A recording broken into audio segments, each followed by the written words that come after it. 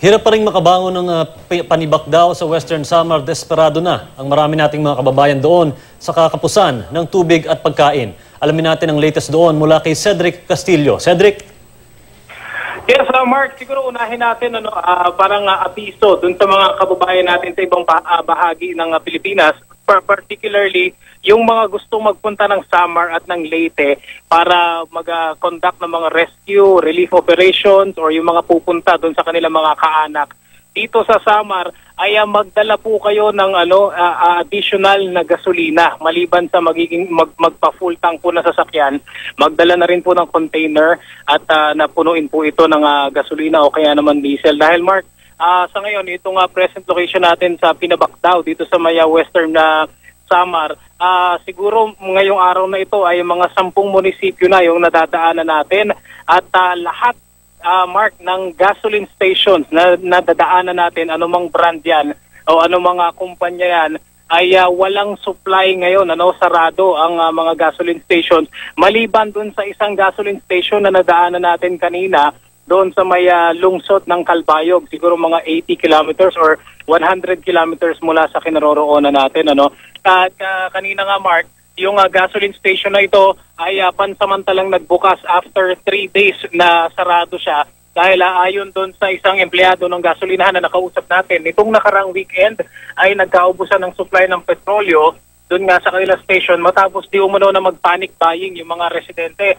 At pagkatapos naman ng panalalasa ito ng bagyong Yolanda noong nakarang linggo, ay doon sa mga residente na nakausap natin, hindi naman daw napinsala yung syudad dahil sa bagyo. Yun nga lang, hanggang sa ngayon ay wala pa rin ng buong wala pa rin kuryente doon sa Calbayog City. In fact, sa maraming bahagi nitong probinsya, at ilan sa mga dahilan nga nila kaya pila-pila sila kanina bumili ng crudo at ng gasolina at ng gas ay para mapagana yung kanilang mga generator o dili naman kaya yung mga mangingisda para makapalaot ulit. Yung isang nakausap natin ay 3 araw din daw sila na hindi nakapalaot dahil walang pampaandar ng kanilang mga bangka at ibig sabihin nito ay 3 araw sila na walang kinita.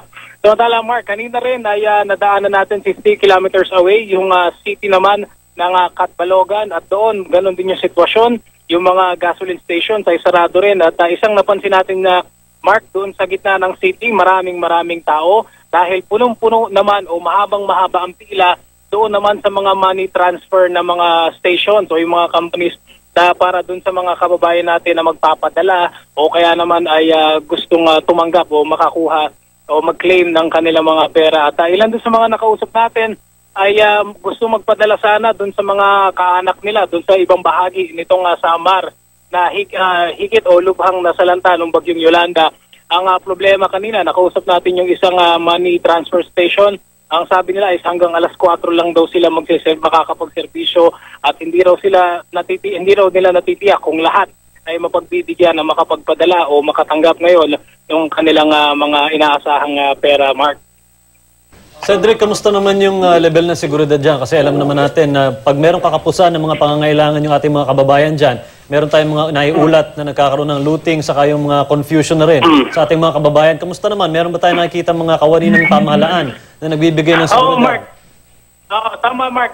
Yung sa pagbiyahe natin dito sa malaking bahagi ng Western Samar, ay nakitang-kita natin yung pagpapatrol at pag-station ng mga miyembro ng PNP at saka ng military.